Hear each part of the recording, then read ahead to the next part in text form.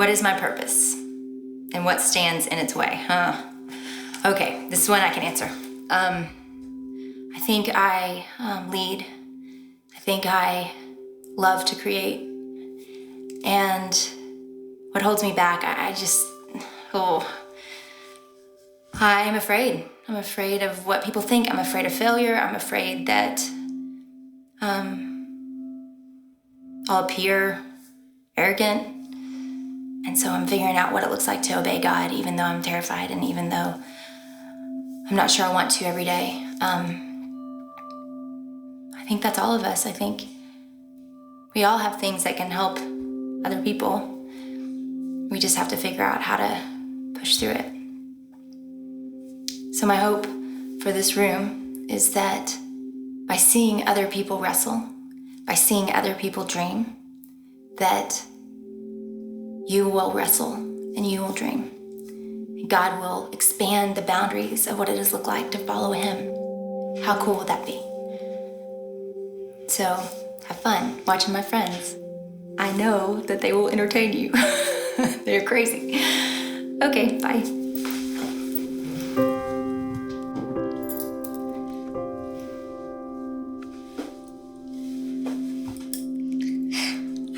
I have the giggles. Okay, who am I?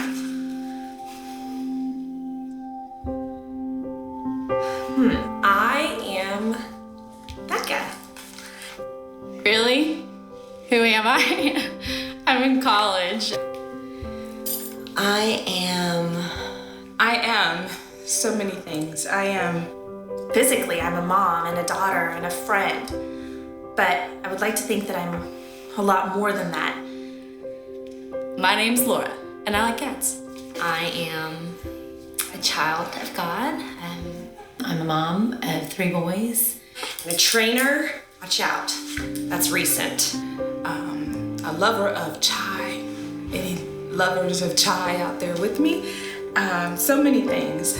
And I guess that's why I'm here today, because I'm trying to find out exactly who I am and what I am and what I want to be, and I guess more importantly, what God wants to make me. So I'm hoping I'll find out.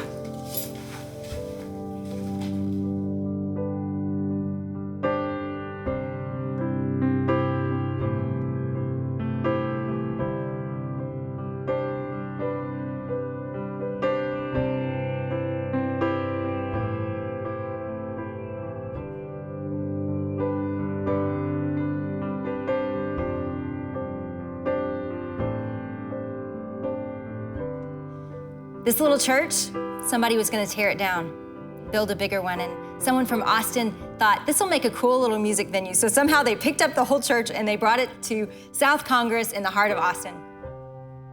So we're in one of the coolest cities on one of the coolest streets in Austin, Texas. Welcome to Mercury Hall.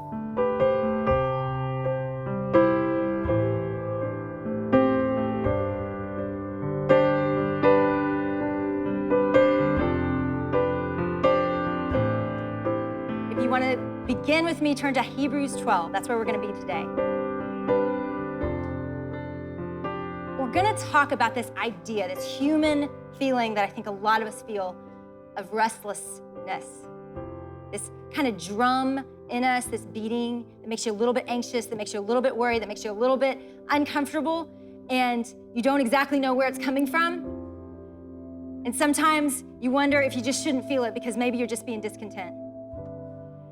The most restless I believe I've ever felt was actually a moment that I had everything that I had ever wanted. Isn't that ironic? So I'm laying on a beige sofa, our first sofa in our first house, and I'm looking up at a ceiling that my husband scraped all the popcorn off of, which was the most loving act and only done by people that are newly married and still deeply in love. And so he's scraping off all this popcorn and he's falling all on his face. It was an awful experience for him. And it was really ridiculous because I'm looking up and there's really all these marks left from the scraper. And so I'm looking at this very imperfect ceiling still, and I'm looking at it and I've never felt more restless in my entire life. My first little baby boy was asleep in the other room. I'd been to Target that day, which I did every day. I didn't always get to buy things because we weren't that rich, but I would go to Target because I didn't know where else to go.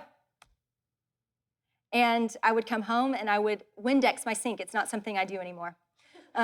With 4 kids, doesn't seem to happen ever. But I would Windex my sink then because I didn't know what else to do. And my baby slept all the time. And so I laid on that couch a lot, and I looked at that ceiling that was imperfect a lot. And I thought that sometimes my heart was gonna beat out of my chest. I was so restless. And I didn't know if it was discontentment or sin. I only hoped that maybe it was something more. So maybe I had built my perfectly crafted life and there was something that I'd left out because I had everything I wanted and yet everything in me was kind of dying inside. I think a lot of us feel that way. I think a lot of us are feeling this beat, this drum in us, and we don't know what to call it, and we don't know what to do with it. Every single one of us has been given threads of our lives, pieces of life that you probably think are not special, that you possibly think are the very reason you should lock yourself in your house and not go out. So, what do? I don't believe that looking at ourselves in a mirror for very long is healthy, really, probably at all. But I think if we never look at ourselves in the mirror and consider what God has given us to live out his purposes, I think we're wrong. I think a short season of considering what are your threads, what has God uniquely given you in your life to minister with. I think that what will happen is you'll look at the last paper in your little books. You'll look at the page when you lay everything out, the threads. When you get them all on the same paper, even my most cynical friend who is in this room, I will not name her, was like, okay, you're right. I might be uniquely made. And when you see that, all of a sudden, you feel really responsible. Now, let me be clear. I am not saying that I'm going to add a lot of need to your life. I am saying that within the fabric of your life is the calling of your life. We have the Holy Spirit of God in us. So we cannot act like we are not resourced and equipped to meet need in our lives. Okay, Hebrews 12. Let's go. Verse 1.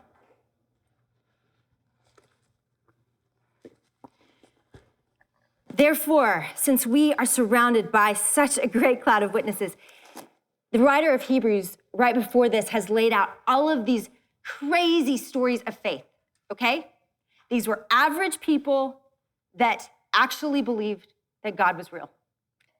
People for centuries, thousands of years since the foundation of the earth have believed in our God and live like it. So we have these people that make us not crazy. And because of that, he's going to make a really clear statement, and this is going to be the theme of what we do together. Let us throw off everything that hinders us and the sin that so unfortunately easily tangles us up. And do what? Run. Run. Run. With perseverance, because there is a race and it is marked out for you. So there is a call to run. There is a call to not be numb. There is a call to take the little pieces of our life and to say, God, you have me. I'm yours. Whatever you want with these few years or days or whatever I have here, you get to do it. You are God, and I will run for you. And it's just cool that he actually gives us a marked race. I love that. Like, you get your own race, and you'll do it with people But you're gonna have your own paths, your own journey. It's going to weave, it's going to turn, and it will be your race that I prepared in advance for you to do. So we run with perseverance, the race marked out for us. And the only way we're gonna figure this out, the only way we're gonna finish this is that we fix our eyes on Jesus. And it's just cool that he added that because let's be honest, we don't. And what we do instead is we look around. We look side to side and we look up ahead to make sure our parents are happy, to make sure our friends are happy, to make sure that we are fitting into the race that they expect from us. Or we just look at other people beside us running better races, running their races, and we just want to shut down. Years ago, I actually wrote about this, a little parable. And I wrote this because this is what I felt. This is how I felt. When I met Christ, he set me on a track, and I began running a race with fervor. And I was surrounded by people cheering, and I felt motivated, and I felt purposeful, and I felt full of joy, and my eyes weren't distracted, and Jesus was in my full focus. And the point of this race really felt clear to me. But as I kept running, I would notice more and more people tangled up on the side to my left and the right, and some of them had stopped running altogether. And they were distracted by something, and I didn't know what. Some of them had stopped running completely because you could tell they were just in so much pain. And then I fell, and I was hurt.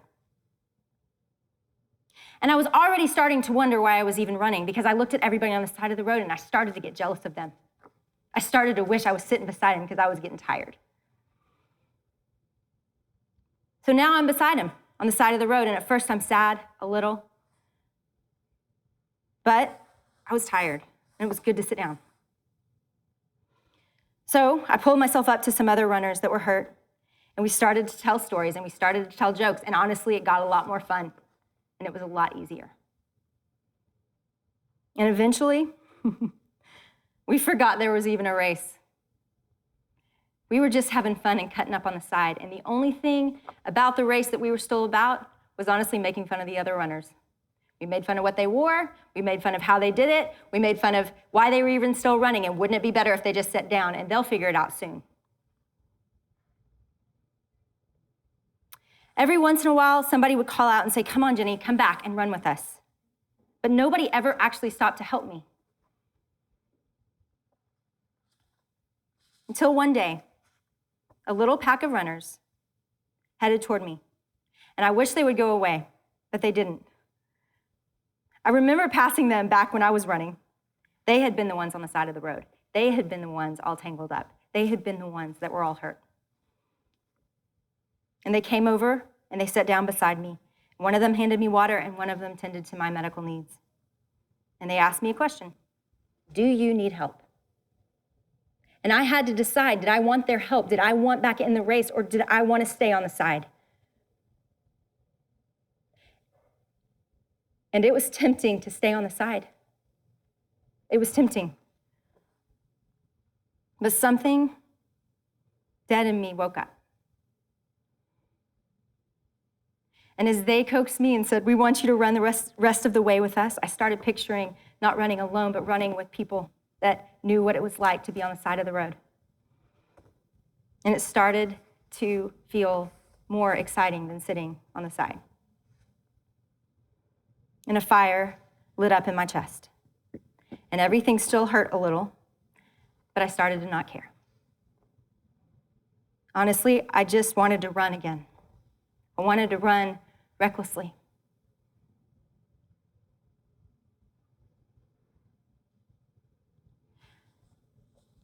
We are built to run.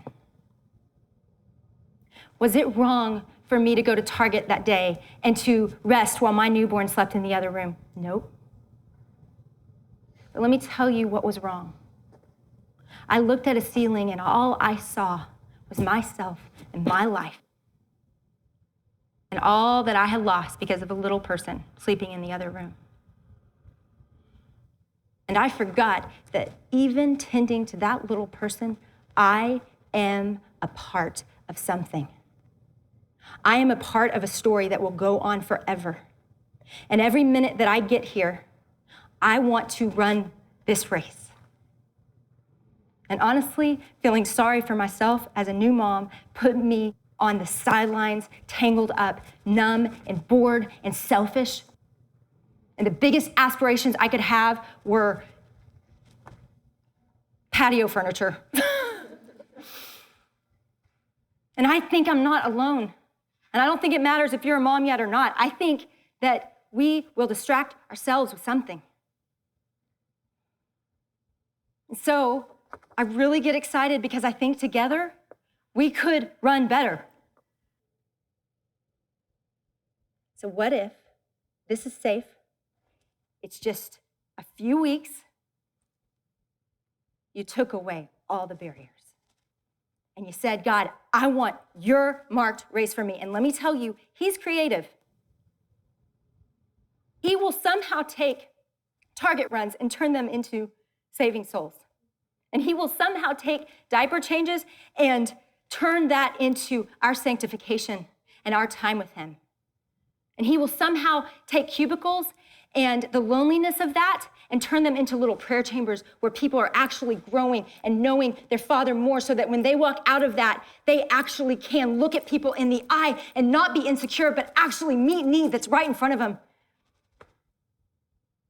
See, he wants to redeem the everyday and the normal and turn it into eternal stories. But that's what scares me, is that not that we're stuck in the mundane, but that we don't see that it's eternal. There's not one soul you will ever pass that is not eternal. So how can that make brushing shoulders with people in a grocery store mundane or no big deal or boring? Everything is big. Every moment we get here is big, even if it doesn't feel like it. This isn't a study on mattering. This isn't a study on becoming important and finding your perfect purpose and all of a sudden your soul will be filled. This is a study about the fact that we already matter and that we already have a purpose bigger and better than we could ever imagine. And this is a study about remembering it, just remembering it, nothing brilliant, remembering it, looking at the most unique, beautiful, creative, infinite God and how he built you. Dreaming about how those little threads that feel like nothing, in fact, they feel like they're just at your ankles, tearing you down, could actually be used to build stories that go on forever. Hebrews 10, if you go flip back 2 pages.